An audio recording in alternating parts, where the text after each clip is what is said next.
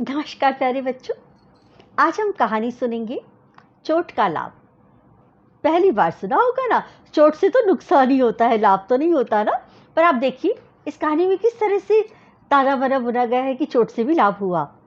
हमारी नायिका ने ऐसा कहा। चलिए, घर में गाना बजाना चल रहा था, शादियों में चलता है ना वैसा। और आगरा वाली जो ताईजी थी ना, और ढोलक की थाप पर जोर शोर से गा रही थी। अरे चाट पत्ता फेंक दिया रे, गलियों में आके चोर किया। चाट पत्ता फेंक दिया रे, गलियों में आके शोर किया। बड़ी के ताऊ बड़े कमाऊ। और मीनू भाभी क्या मस्त डांस कर रही थी ना इस गाने पे, बहुत मजा आ रहा था। अचानक रसोई से सुबकते हुए मेहुल की गोद में आई और चढ़ गई पलक। मामा, हमें मेले में देखने जाना है। अरे ये क्या हुआ भाई?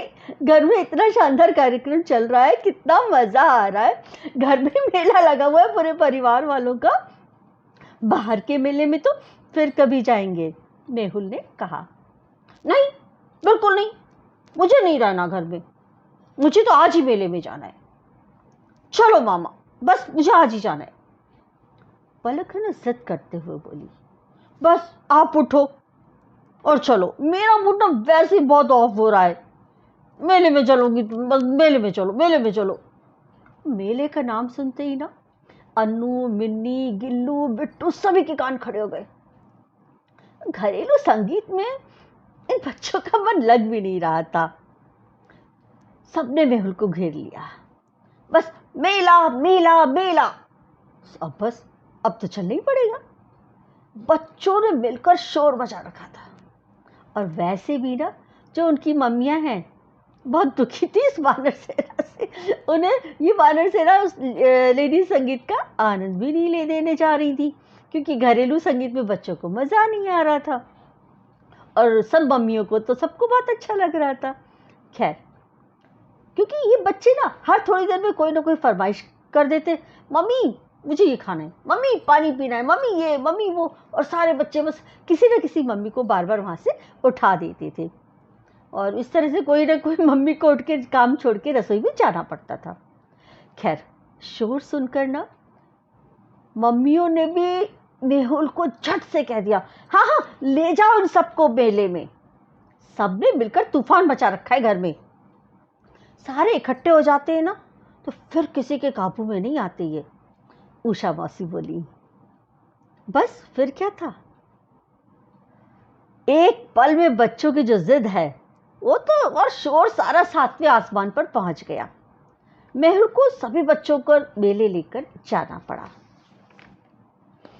मेहुल की बाइक पर अन्नू और मिन्नी आगे बैठ गए, पारुल और बिट्टू पीछे बैठ गए और गिल्लू के लिए जगह नहीं बची। वो रोने लगा।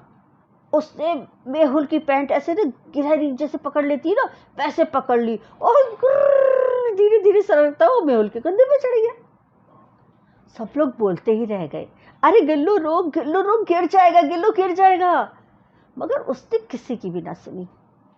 मेहुल के कंधे पर बैठने के बाद उसने अपनी शर्ट की आस्तीन से अपने आंसू पोंछे और फिर बोला, अब चलो मेले। गाड़ी स्टार्ट होने से पहले शिप्रा दीदी भी कोचिंग से लौट आई थी। अरे ये क्या सड़क पर सर्कस चल रहा है क्या भाई? अरे नहीं दीदी, हम तो मेला देखने जा रहे हैं, आप भी आ जाओ, बहुत मजा आएगा, वहां पे बहुत बड़े बड़े झूले हैं, अपन सब झूलेंगे। फारूक बाइक से उछली और शिप्रा की एक्टिवा पे चढ़ते हुए बोलती रही, बोली मैं आपके साथ चलूंगी। अरे रुक तो जरा, पहले इस बंदर को तो उतार लो। गिल्लू वास्तव में ना बंदर जैसा ही लग रहा था, क्योंकि वो ऊपर चढ़ा हुआ था तो डर लग रहा था बाइक चलेगी कहीं वो गिर न जाए। तो शिप्रा ने जैसे इस बच्चे को गिल्लू को हाथ लगाया ना, तो झट से बोल पड़ा, पहले आप बताओ, आप चल रही हो क्या मेले में? उसने मेहुल की गर्दन में अपनी बाहें कस रखी थी गिल्लू ने ना। उसने कहा, तब इसने बोला कि हाँ हाँ मैं भी चल रही हूँ, चलो, वरना तो तुम ये और तुम्हारी फौज मेरे मेहुल भैया का एक्सीडेंट करा देगी। शिप्रा दीदी ने कहते हुए गिल्लू को उतार लिया, क्योंकि उन्हें डर था ये सारे एक साथ उस पर लद गए हैं बाइक पर, कहीं इनका एक्सीडेंट न हो जाए और मेरा भैया बेचारा परेशानी में ना आ जाए। खैर उसने उसको गिल्लू को वहाँ से उतारा बाइक पे जो उसके कंधे पे चढ़ा हुआ था और अपनी एक्टिवा पे आगे खड़ा कर लिया। फिर सब शोर मचाते हुए एक दूसरे से रेस लगाते हुए मेले में पहुंच गए। सबको बहुत मजा आया। सबसे पहले वो सबसे बड़ा वाला लाल वाला झूला, ठीक है कहकर मेहुल उसे झूले के टिकट विंडो में लाइन में खड़ा हो गया। पता नहीं कब नंबर आएगा, मिनी ने शंका जाहिर की। चुप कर, लाइन में लगना जरूरी होता है, इसीलिए तो देखो लाइन में खड़े रहने के लिए लोहे का जंगला लगाया गया है। मैं टिकट लेकर आऊं तब तक उस पीपल के पेड़ के नीचे चुपचाप खड़े रहो, मेहुल ने गुस्से में डांट के बोला। बच्चों को सहन ही नहीं हो रहा था कि लाइन में लगेंगे, पता नहीं कब नंबर आएगा। खैर, और गिल्लू तो पूरा बंदर है, वो कहाँ मानने वाला था। उसने क्या किया, छठ वो जो लोहे का जंगला था ना वहां पे, उस पर ऐसे लमुटता हुआ फिर ऊपर चढ़ गया। टिकट विंडो पर पहुंचने की जुगाड़ और सब लोग लगा रहे थे, इसने भी उस जंगले के माध्यम से आगे पहुंचने की जुगाड़ लगाने का प्रयास किया। लाइन में कोई लोग जो खड़े थे वो जोर से चिल्लाए, अरे संभालो अपने बच्चे को।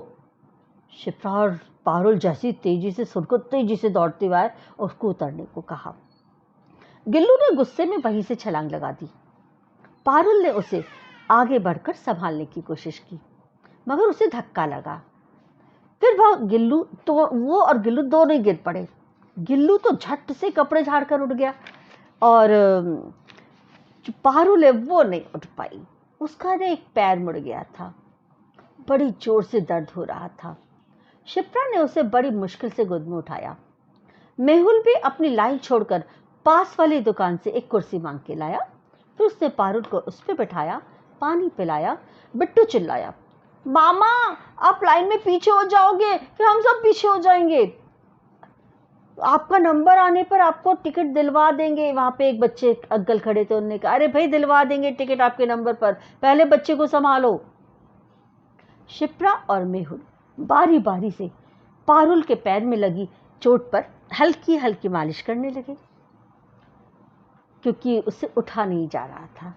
चलो तुम ठीक है यहीं कुर्सी पर बैठो, बाकी सब बच्चे झूले पर झूल आएंगे, मैं भी रुक जाती हूँ। शिप्रा ने कहा, हम दोनों यहीं बैठे, हमारा टिकट मत लेना, क्योंकि पारुल से तो झूले तक चला ही नहीं जा रहा था। अब अरे टिकट तो ले लिया, कोई बात नहीं, पीछे वाले को दे दो। पारुल फिर रासी होकर बोली, मेरी तो किस्मत ही खराब है, आज का पूरा दिन बेकार गया। पहले पापा ने डांटा, फिर ऐसे सलाद काटो, इतनी बड़ी हो गई हो, 8वीं कक्षा में आ गई हो, थोड़ी घर के कामों में मदद किया करो। थोड़ी देर में नानी ने मूली पकड़ा दी, इसे गोल गोल काटना धीरे धीरे। मैं काटने लगी तो फिर डांटा, अरे साफ तो कर लो, मूली में मिट्टू और जीवाणु लगे रहते हैं। मैंने धोया, फिर डांटा, अरे ढंग से कर, देखिए छोटे छोटे बारीक बारीक रेशे या मिट्टी से जीवाणु चिपके रहते हैं। फिर मैंने आलू छीलने वाले चाकू से मूली को पूरा पूरा साफ किया, मोटा मोटा से। तो मौसी ने डांट दिया, अरे यह क्या, इतना मोटा मोटा छिलका। और फिर अब गिर गई तो झूला झूलने को नहीं मिला, और घर जाऊंगी तो मम्मी भी डांटेंगी कि पैर तुड़ा के ले आई, संभल कर नहीं चलती। हाँ वो तो है। और वो देख सामने जो आइसक्रीम खड़ी है ना, अपन दोनों आइसक्रीम खाते हैं। अब बोल किस्मत थोड़ी तो अच्छी है ना, देख उन बच्चों को आइसक्रीम नहीं मिली, अपन दोनों आइसक्रीम खाएंगे। शिप्रा ने उसको आइसक्रीम पकड़ाते हुए कहा, घर पर इतने सारे मेहमान हैं। हाँ पर मैं क्या करूं, अरे मेहमान आए हैं, घर में काम बहुत बिख रहे हैं, तो थोड़ी बहुत तो मदद हमें करनी पड़ती है ना, करना ही चाहिए ना। और मदद करना तो अच्छे बच्चों की निशानी है। इसीलिए पापा ने जो कहा गलत तो नहीं कहा ना। हाँ दीदी, पर नानी ने कहा, अरे उन्हें पता है नानी ने इसलिए कहा कि जो मूली है वो मिट्टी में रहती है, पौधे की जड़ होती है ना वो, इसलिए वो मिट्टी में होती है। और खेतों में बहुत सारे जीवाणु जब हो जाते हैं तो उनको मारने के लिए, उनसे बचाने के लिए अपनी फसल को कुछ रसायनों का छिड़काव करना पड़ता है, कुछ दवाइयाँ छिड़की जाती हैं। और वो दवाइयाँ, वो रसायन यदि हमारे पेट में चले गए तो हम बीमार पड़ जाएंगे। इसलिए उसे पूरा ढंग से साफ करना भी बहुत ज़रूरी हो जाता है, नानी ने कहा था। हाँ दीदी, ये भी बात सही तो है, पर फिर मौसी मौसी ने क्यों ऐसे कहा? अरे भाई, तुम्हारी मौसी है ना, उन्हें विज्ञान की पढ़ाई की है और उनको पता है कि अनाज की ऊपरी परत में विटामिन बी समूह होता है। मोटे मोटे छिलके निकालने से वह खत्म हो जाता है, क्योंकि वह जब अपन छिलके उतारते हैं तो छिलकों के साथ वह भी बाहर चला जाता है और छिलका अपन फेंक देते हैं कचरे में।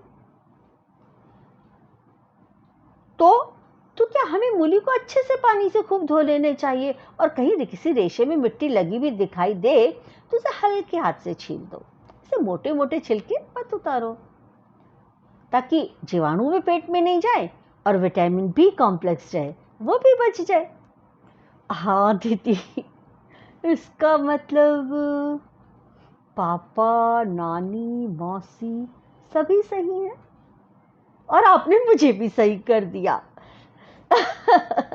मेरी अच्छी मौसी, मेरी अच्छी शिप्पा दीदी, मुझे इतनी अच्छी अच्छी जानकारी मिल गई और आइसक्रीम भी मिल गई। दीदी आप वाकई बहुत अच्छी हो, आज का दिन वाकई बहुत अच्छा है। पलक बुली और पैर की चोट? शिप्रा ने खिलखिलाते हुए पूछा। अरे दीदी, वो भी बहुत अच्छी है। चोट लगी तभी उसके कारण तो मैं आपके पास बैठी, वरना मैं भी उधर सब झूले में झूल रही होती, मस्ती चल रही होती, और वहां पर मुझे इतनी अच्छी अच्छी बातें पता थोड़ी चलती। तो इससे तो मुझे दो दो फायदे मिले। एक तो मेरी मनपसंद की आइसक्रीम मिल गई और दूसरी इतनी सारी जानकारियां मिल गई। तो एक दिन में ठीक हो जाएगी, चोट का क्या है। शिप्रा दीदी को भी बहुत खुशी हुई। दो दो फायदे नहीं, तीन तीन फायदे। अभी तुम गुस्सा भी तो थी, पापा से, दीदी से, मौसी से, नानी से, और आपका मूड भी तो खराब हो गया था, वो भी तो ठीक हो गया और सबके प्रति गुस्सा भी निकल गया। आसानी से सबके प्रति लग महसूस हुआ ना, वो सब सही थे। हाँ दीदी, अब बात वाकई सही कह रही हो।